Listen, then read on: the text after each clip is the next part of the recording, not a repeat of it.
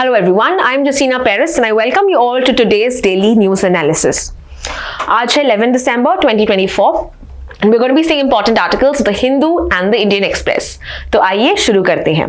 तो पहला आज का आर्टिकल है, इनफैक्ट दोनों न्यूज़पेपर्स में इसका कवरेज बहुत ज्यादा किया है, तो we going to understand this issue in a greater detail. क्या है ये कॉन्टेक्स्ट समझते हैं। कॉन्टेक्स्ट ये है कि जो ऑपोजिशन मेंबर्स हैं of the parliament in the Rajya Sabha, ये निकालना चाहते हैं किसको, उनके चेयरपर्सन को, राज्यसभा के चेयरपर्सन को। अभी क्वेश्चन है राज्यसभा का चेयरपर्सन कौन है। राज्यसभा के चेयरपर्सन है जगदीप धनकर,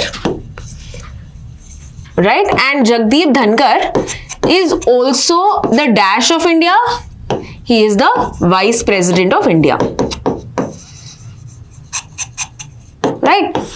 तो जो वाइस प्रेसिडेंट होते हैं, देखिए चेयरपर्सन और वाइस प्रेसिडेंट सेम होते हैं, राइट, एक्स ऑफिशियो चेयरपर्सन कहते हैं हम इसको। So let's understand this whole issue. क्यों निकालना चाहते हैं पहले ये समझते हैं। निकालना इसीलिए चाहते हैं because according to them we believe कि जो जगदीप धनकर जी हैं वो अपनी पार्टी पे पार्शियल है। He is very partial two his members of his own political party. कौन से पॉलिटिकल पार्टी से बिलोंग करते हैं जगदीप धनकर? बीजेपी, भारतीय जनता पार्टी से बिलोंग करते हैं। एंड दे आर सेइंग कि जो ऑपोजिशन अगर कुछ एक्यूजेशन करता है या कुछ उन पे आवाज उठाता है, so he silences them out and he is basically favouring his own party. So firstly, let's understand everything about राज्य सभा कि ये क्या important house of the parliament है। इसके अलावा हम देखते हैं कि what is all of the eligibility criteria, members कैसे appoint होते हैं। We'll understand also about the chairperson of राज्य सभा। We'll understand इसका appointment कैसा होता है और इसको निकाला कैसे जाते हैं, ये सब हम देखेंगे। So let's begin। यहाँ पे 60 members ने firstly नोटिस रखा है to remove the chairperson, right. So let's firstly see about some important facts. Firstly Rajya Sabha जो है it is called as the upper house of the parliament. Okay, upper house Rajya Sabha है, lower house है लोकसभा। हमारी जो parliament है ये दो हाउसेस से बनी है, the upper house and the lower house, और the Lok Sabha and the Rajya Sabha. And कौन से एक्ट के थ्रू ये बनी है? This was created through the Montague-Chelmsford reforms. तो जो Montague-Chelmsford reforms हैं ये आए थे 1919 में। ओके, सो ब्रिटिशर्स के टाइम पे इन्होंने ये बड़े से पार्लियामेंट को दो हाउसेस में डिवाइड किया था, बाइकैमरलिज्म कहते हैं इसके। नाउ राज्यसभा जो है इनके मेंबर्स को कौन अपॉइंट करता है, कौन इलेक्ट करता है? Is it the people? क्या आप वोट करने जाते हैं? The answer is no। तो कौन करता है? हमारे स्टेट में we've got their own legislative bodies, जिसको हम क्या कहते हैं? Legislative assembly. तो ये लेजिस्लेटिव असेंबली ही राज्यसभा के मेंबर्स को अपॉइंट करते हैं। ये लेजिस्लेटिव असेंबली के मेंबर्स ही राज्यसभा के मेंबर्स को अपॉइंट करते हैं। तो what is the total strength of the members of the Rajya Sabha? It is 250 members, ठीक है। और 250 में से अभी कितना एक्चुअल में स्ट्रेंथ है, कितने एक्चुअल में है? करंट स्ट्रेंथ है 245, right. So if you see ये जो 250 बनता है, right, it is because of 238 members जो आएंगे फ्रॉम स्टेट लेजिस्लेटिव असेंबलीज, जो वोट करते हैं, मेंबर्स वोट करते हैं, उनसे आएंगे।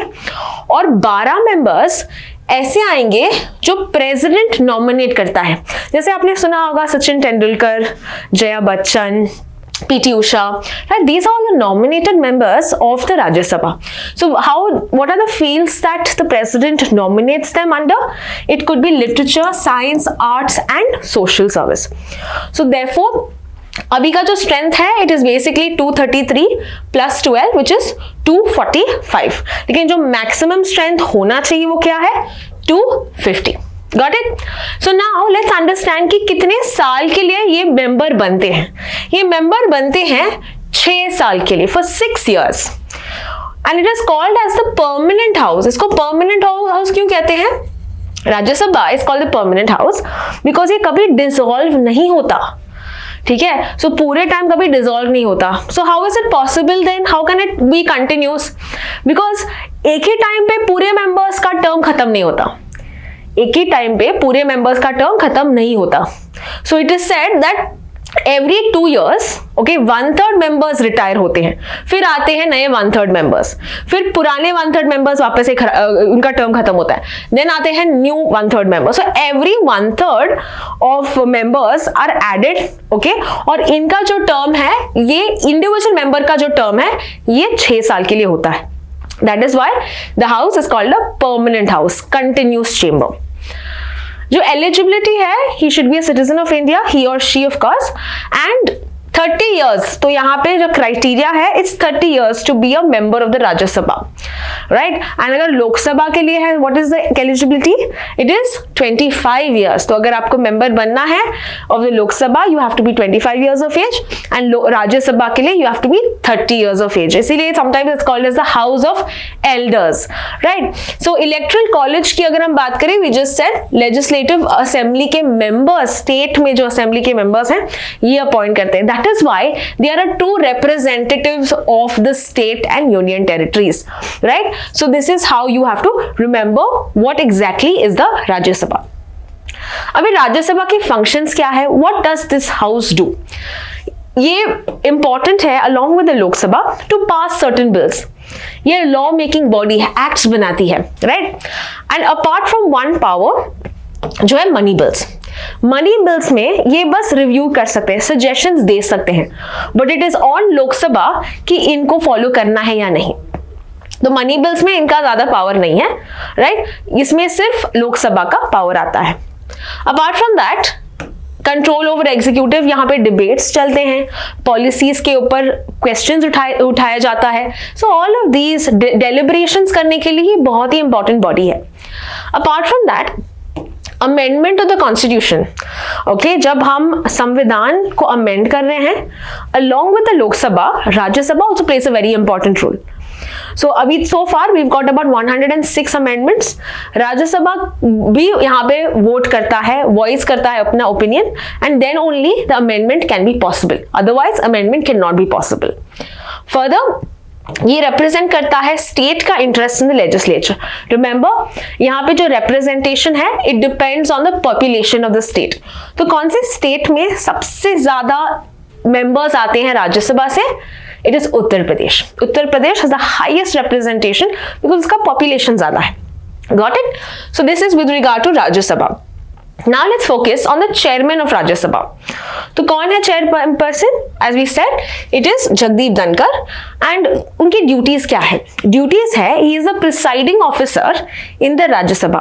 जैसे कि speaker होता है presiding officer in the लोक सभा, वैसे ही chairman of the राज्य सभा is a presiding officer of the राज्य सभा. तो पूरे सेशंस ये प्रिसाइड करता है, ये इंश्योर करता है प्रॉपर डेकोरम है, राइट. ये इंश्योर करता है प्रॉपर ऑर्डर पे चल रहा है, मोशन कमोशन नहीं होना चाहिए, रक्कस नहीं होना चाहिए, हैवॉक नहीं होना चाहिए. So he is like the leader. Further, ये वोट नहीं करता है ऑन बिल्स और motions except in case of a tie. इसको हम बोलते हैं कास्टिंग वोट. इनका जो वोट है जब ड्रॉ होता है बिटवीन इन अ बिल, तो ये जो डिसाइडिंग फैक्टर है, ये इसका रोल होता है हमारे चेयरपर्सन का.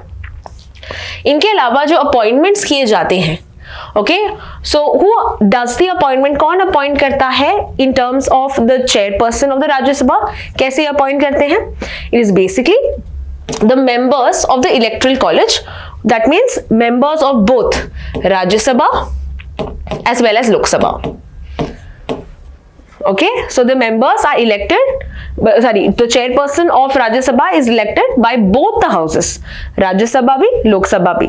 Although he is only the presiding officer of the Rajya Sabha, यहाँ पे आपको ये याद रखना है कि दोनों members यहाँ पे वोट करते हैं.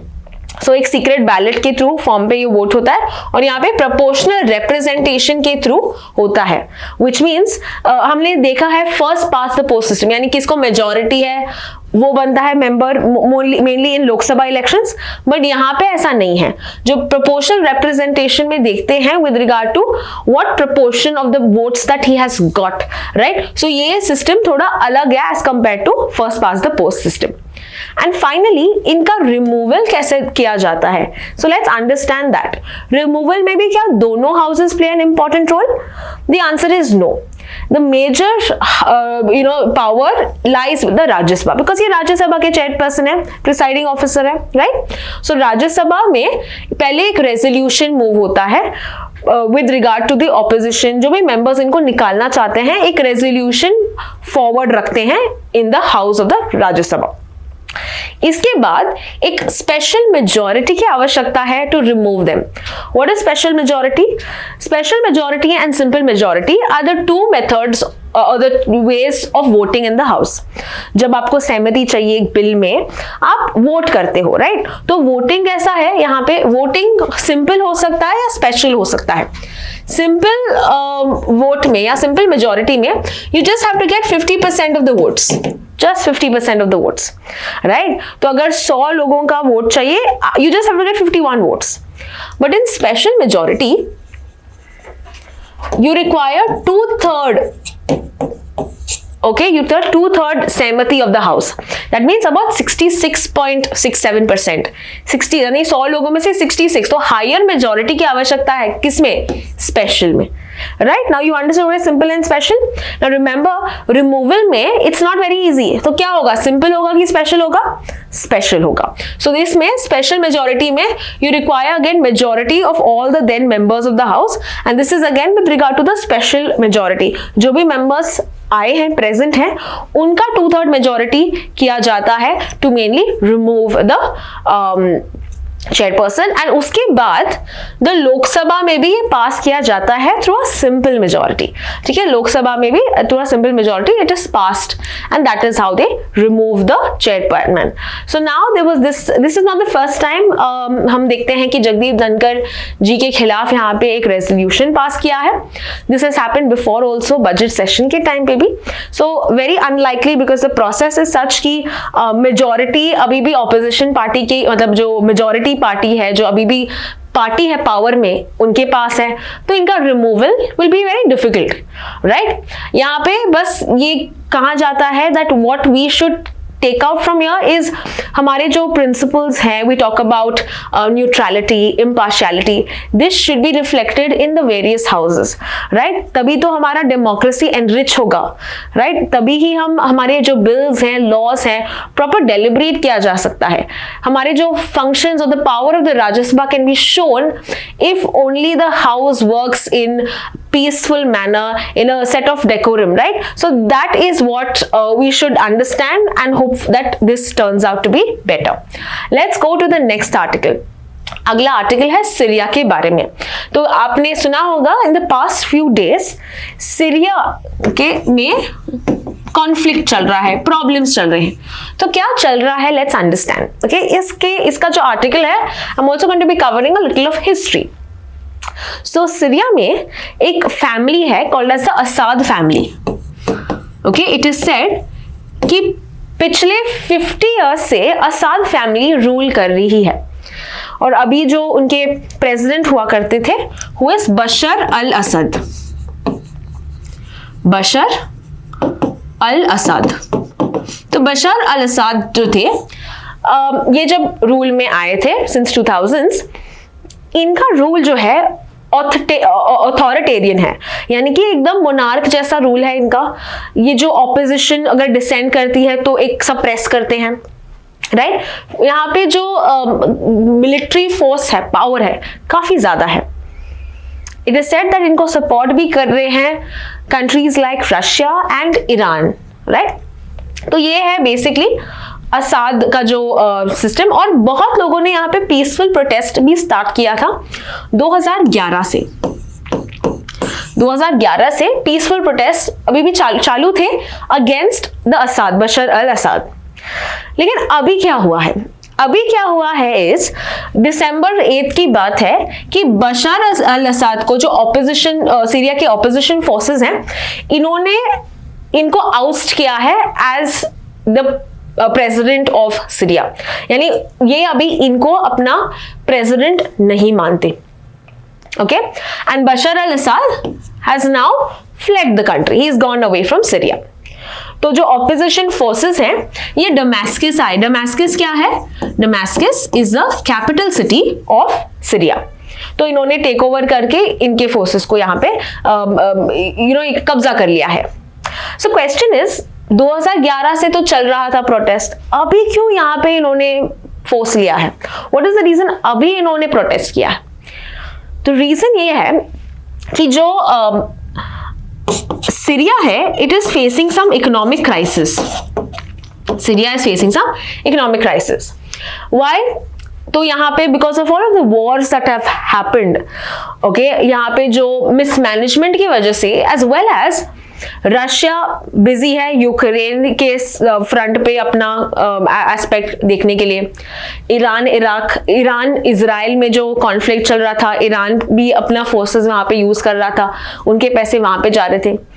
तो we saw less you can say economy या लेस उनके रिसोर्सेस सीरिया को जा रहे थे, लेस रशिया और ईरान कम फोर्सेस या कम पैसे यहाँ पे डाल रहे थे, जिसके वजह से यहाँ पे हम देखते हैं some sort of an economic crisis.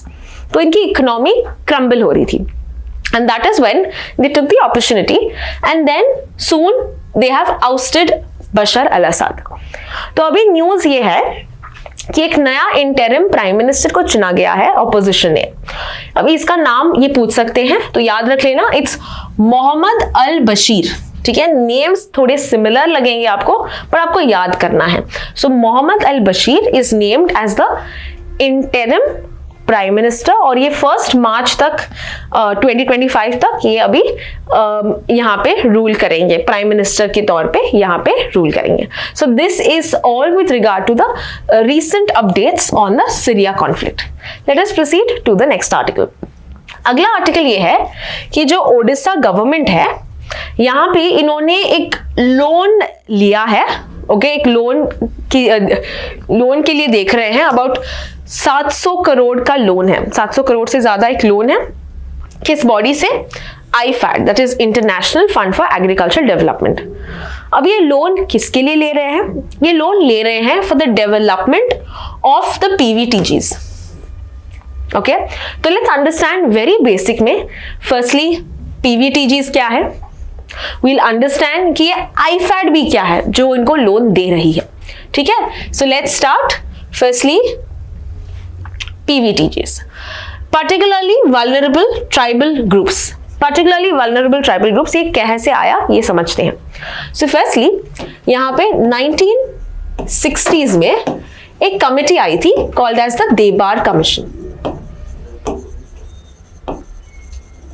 Okay, so Dhebar commission ने क्या किया?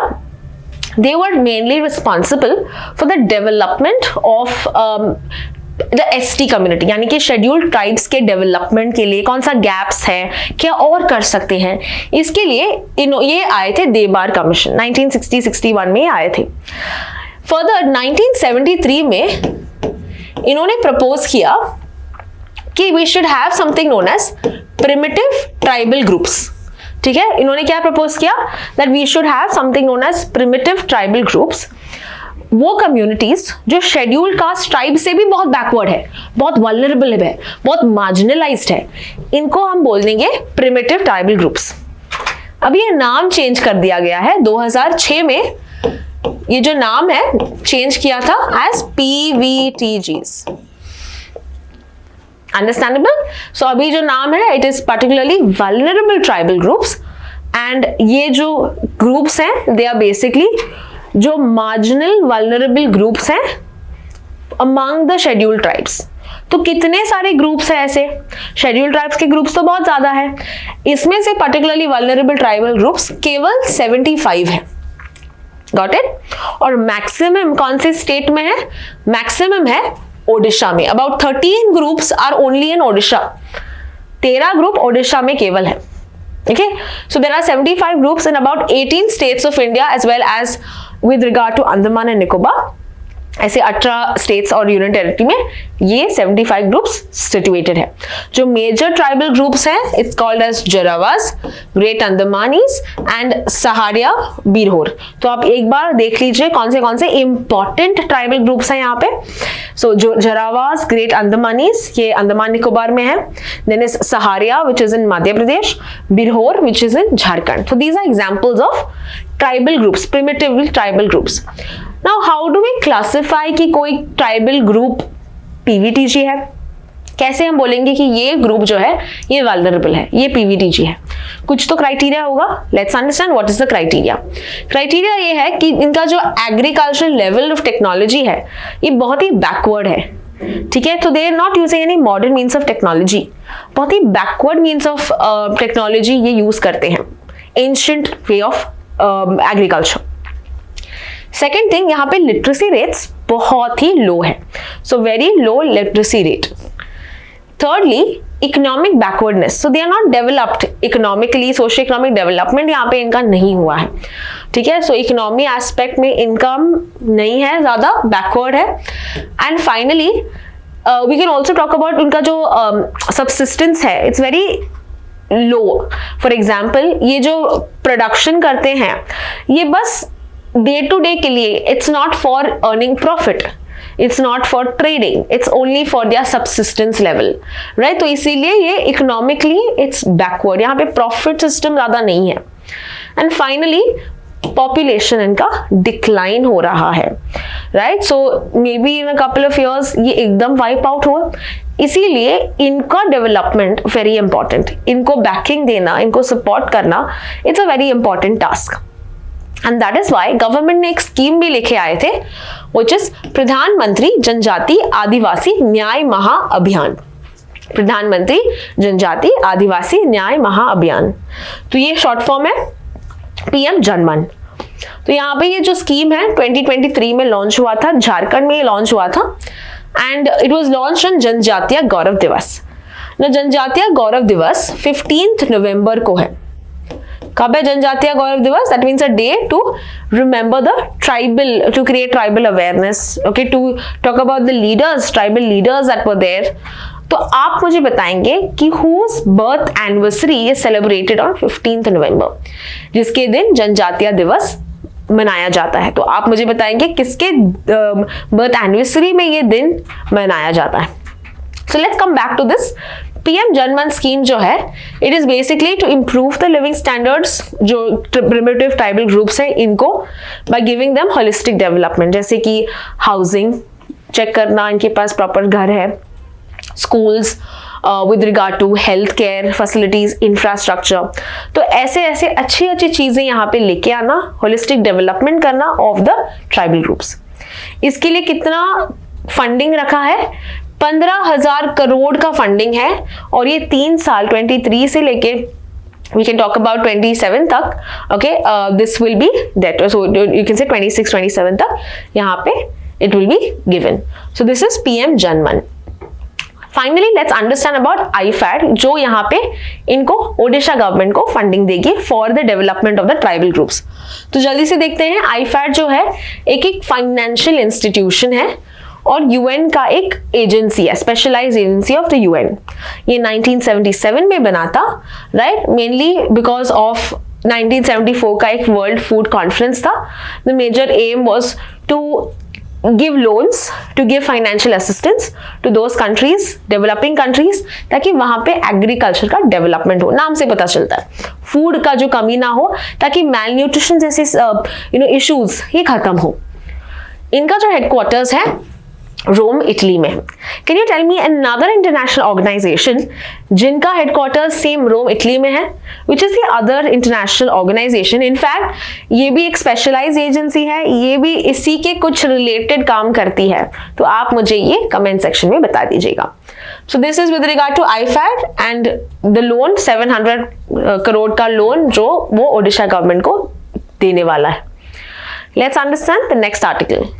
अगला आर्टिकल है ISRO navy carry out the recovery trials for Gaganyaan mission. तो यहाँ पे आपको दिख रहा है कि कुछ यहाँ पे टेस्टिंग कर रहे हैं, okay, ISRO as well as the Indian navy. अब ये गगनयान मिशन क्या है, इसके बारे में कुछ बेसिक्स हम जान लेंगे, जिसके लिए ये ट्रायल अभी हो रहा है। गगनयान का मतलब है sky craft. It is basically a Sanskrit word which means sky craft. तो एक नया मिशन होगा which is called as the Gaganyaan mission, and this mission जो है कि इनका मेजर ऑब्जेक्टिव है to be having India back in space. Okay, तो यहाँ पे इंडिया का first human space flight programme है, and this is a very important mission for India because हम ऐसे 3 एस्ट्रोनॉट्स को भेजेंगे आउटर स्पेस में, and they are going to come back after 3 days। So 3 astronauts 3 दिन के लिए ये सफर करेंगे। तो कौन है ये एस्ट्रोनॉट्स, कहां पे जाएंगे, ये सब देखेंगे। फर्स्टली इसका जो लॉन्च व्हीकल है it is LVM-3, launch vehicle mark 3। In fact इसका दूसरा आपने सुना ही होगा नाम GSLV मार्क 3 सुना है। अगर आपने इसरो का टॉपिक किया है, you must have heard of this GSLV mark 3। तो इसका ही मॉडिफाइड वर्जन है LVM-3। It's almost the same thing, got it. तो यहाँ पे 3 astronauts as I said will be going under this mission, and this will be in the low earth orbit. Low earth orbit is basically 400 kilometre from the earth surface. Earth surface से 400 kilometre का distance जो है is your low earth orbit. तो यहाँ पे ये सफर करेंगे। कौन से ऐसे एस्ट्रोनॉट्स जो है सफर करेंगे? Prashant Balakrishnan Nair, Ajit Krishnan, Angad Pratap and Shubhanshu Shukla. Now you have to remember these names, ठीक है, ये चारों नेम्स आपको। तो एक इसमें बैकअप होगा, 3 यहाँ पे जाएंगे, and mainly the backup is Shubhanshu Shukla, wing commander. So Prashant Balakrishna, Ajit Krishnan, Angad Pratap and Shubhanshu Shukla, right. And कब ये मिशन होगा? आइडियली ये मिशन 2022 में था, but for various reasons it kept delaying and finally it is said that 2026 में ये possibly मिशन होगा। Okay, so that is the target 2026. So यहाँ पे बस एक पिक्चर है, you can just have a look at this, how this exactly mission is going to take place. जो launch है वो कौन से हमारा स्टेशन है जहाँ पे लॉन्च होता है? Yes, it's Sriharikota. It's called the Satish Dhawan launching station. Satish Dhawan जो है ये भी इसरो के चेयरमैन हुआ करते थे, a former chairperson of ISRO. तो सतीश धवन श्रीहरिकोटा में एक लॉन्चिंग स्टेशन है, वहां से लॉन्च होगा। कहां पे? Low earth orbit, 300-400 kilometre from the earth surface, और 16 मिनट्स लगेंगे टू रीच दैट हाइट। उसके बाद जब 3 दिन खत्म होंगे, ऑटोमेटिकली जो क्रू जहां पे होगा, द क्रू मॉडल, राइट, ये you can say will be coming out of it, एक पैराशूट खुलेगा and they will be in the water। तो इसीलिए ये ट्रायल कर रहे हैं कि कैसा होगा, what are the things we have to take care of। अभी बस ये ट्रायल चल रहे हैं कि once वो मॉड्यूल गिरेगा how it's going to have, ठीक है। So let's now proceed to the next article। हमारा अगला आर्टिकल है, it's with regard to India skill report। Now it is अच्छी बातें कही हैं with regard to our states कि जो केरला है it has done very well in giving employment. Employable state कहा गया है केरला को। सो किसने कहा ये? India skills report. क्वेश्चन है कौन देता है ये report? This is given by number of associations, ठीक है। So it's a talent assessment agency called as VBox। ये along with other such institutions ये डेटा देती है। So it's not important with regard to कौन ये डेटा देता है, बिकॉज बहुत सारी एजेंसीज यहाँ पे साथ में काम करते हैं। यहाँ पे सर्वे किया जाता है about 650 such 6.50 lakh such students, employ youth का यहाँ पे सर्वे किया जाता है, and then they come to know which state is doing better। तो यहाँ पे Kerala along with Tamil Nadu, Maharashtra, UP, right, these are considered as the top states that have favored for employment। Let's see the next article then। अगला article है एक award के बारे में। This is a very important article. So यहाँ पे आपके जो अवार्ड्स होते हैं ये सब बहुत ही इंटरेस्टिंग क्वेश्चंस आ सकते हैं आपके एलेट के एग्जाम में या आपके क्लैट के एग्जाम में। So let's have a quickly understanding किसको मिला है ये अवार्ड। अवार्ड का नाम है Champion of the Earth award, और ये दिया जाता है United Nations Environment Programme. United Nations Environment Programme ये बना था 1972 में, और इसका जो हेडक्वार्टर्स है ये नैरोबी में है, नैरोबी केन्या, ठीक है. So it was established in the year 2005 and ये जो अवार्ड है 2005 से स्टार्ट हुआ है और इसका मेजर मकसद यही है कि जो बहुत ही अच्छे कंट्रीब्यूशंस कर रहे हैं एनवायरनमेंट से रिलेटेड उनको रिकॉग्नाइज करना, राइट, उनको अवार्ड देना. तो इसमें कैटेगरीज होते हैं जैसे कि life time achievement, policy, leadership, action, inspiration, entrepreneur vision, science and innovation, ये ऐसे अलग अलग कैटेगरीज यहाँ पे हैं. सो यहाँ पे आपको याद रखना है कि पास्ट हमारे जो विनर्स हैं इस अवार्ड के, हमारे खुद के प्राइम मिनिस्टर भी है. So Narendra Modi had got this award in 2018 because उन्होंने बहुत अच्छा रोल प्ले किया था with regard to international solar alliance, right. So solar energy initiative या प्लास्टिक्स को खत्म करने के लिए, सिंगल यूज प्लास्टिक्स को बैन करने के लिए, सो एनवायरनमेंट के लिए पॉलिसीज उन्होंने बहुत अच्छी अच्छी दी. So he comes under policy leadership, उनको इसमें अवार्ड मिला था. वैसे ही कोचिन इंटरनेशनल एयरपोर्ट 2018 में जो बना था, 2018 में इनको अवार्ड मिला था because it was a first fully solar powered airport. This is a very important fact कि कौन सा वर्ल्ड का first fully solar powered airport है, which is Cochin. And finally Afroz Shah, इनको मिला था इंस्पिरेशन के कैटेगरी में, राइट, इंस्पिरेशन एंड एक्शन के कैटेगरी में because of the world's largest beach clean up drive, Versova beach के स्ट्रेच में ये उन्होंने किया था अफरोज शाह ने. और अभी और एक इंडियन को मिला है. So many of them have got, 6 people have got. इसमें माधव गाडगिल को मिला है. सो माधव गाडगिल कौन है? He is an ecologist. आपने सुना होगा माधव गाडगिल रिपोर्ट.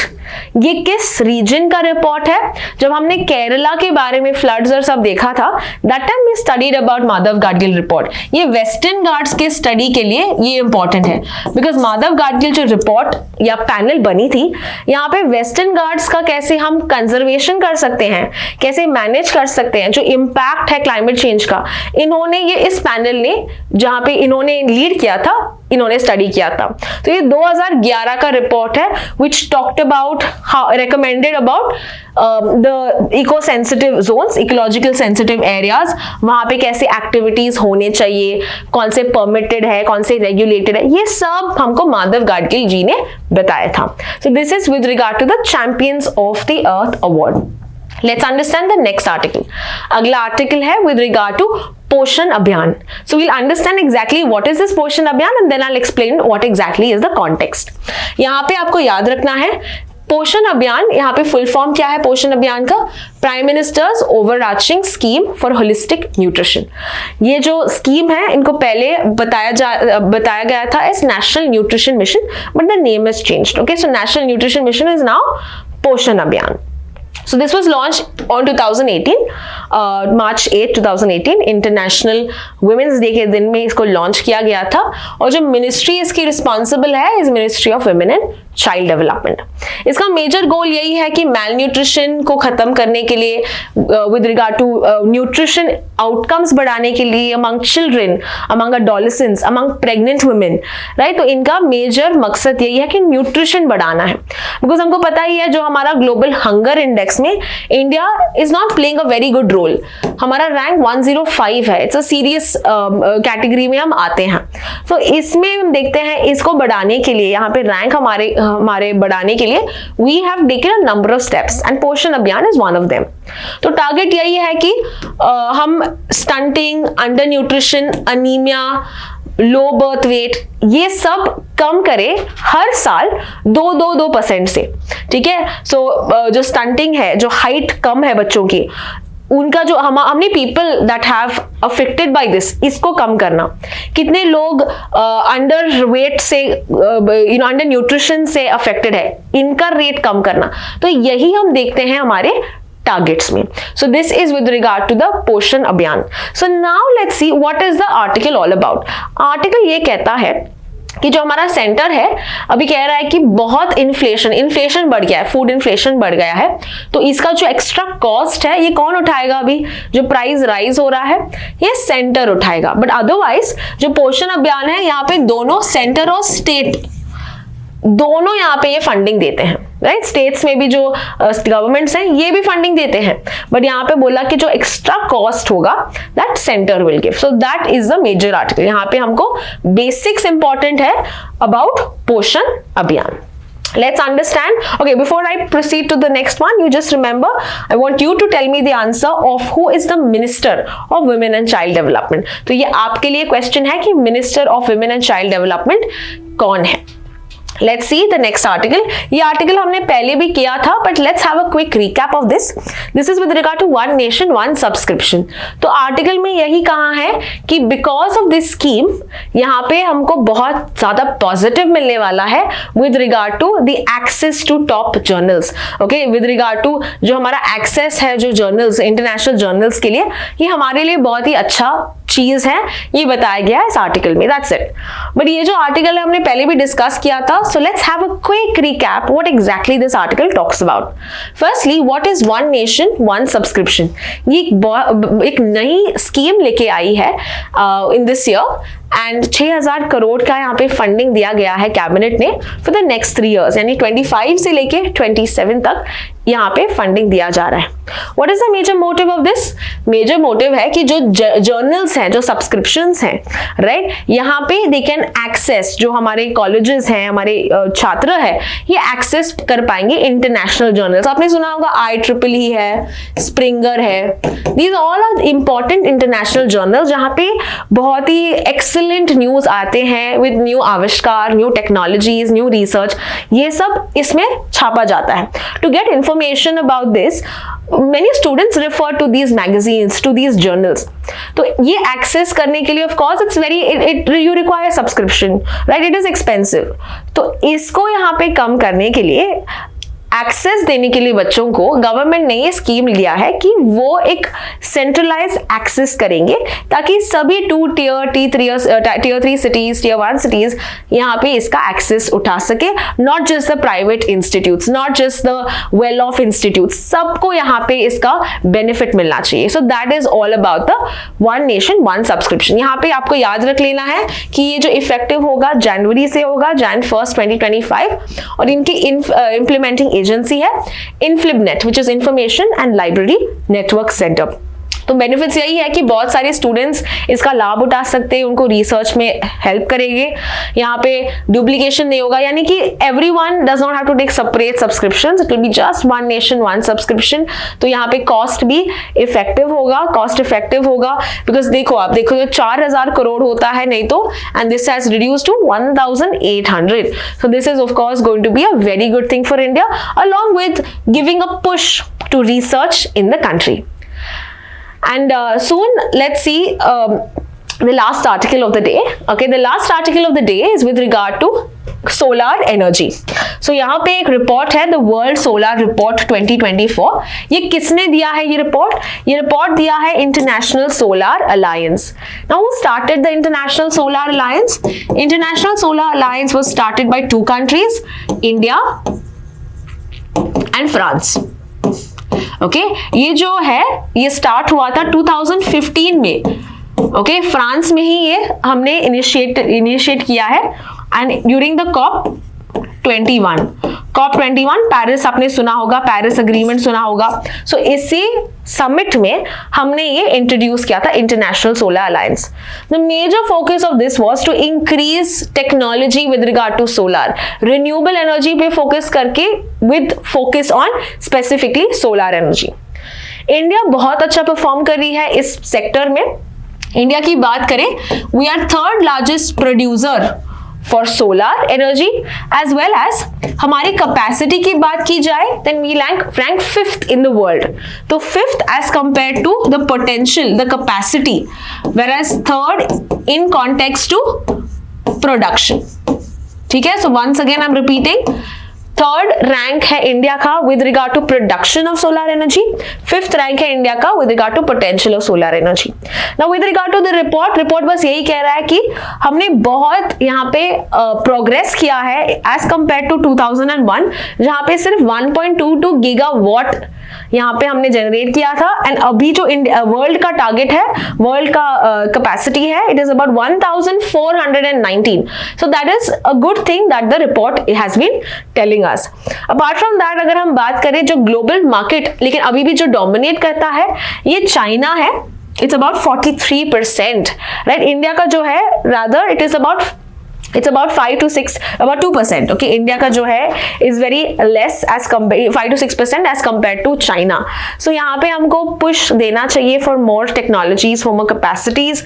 यहाँ पे जो अलग अलग टेक्नोलॉजीज आते हैं, क्वांटम डॉट्स की बात करें, इंफ्रास्ट्रक्चर में सोलर एनर्जी, माइनिंग में सोलर एनर्जी का इस्तेमाल होता है. So a lot of scope is there for solar energy and that is what we need to utilize on, crystallize upon. So this is what the article is talking all about. तो ये था आज का article. बहुत सारे interesting articles हमने देखे हैं and I am going to leave you with this. You going to watch 20 questions after this, जहाँ पे हम डिस्कस करेंगे the most important interesting facts and यहाँ पे आप अपने नॉलेज भी चेक कर सकते हैं. Thank you so much.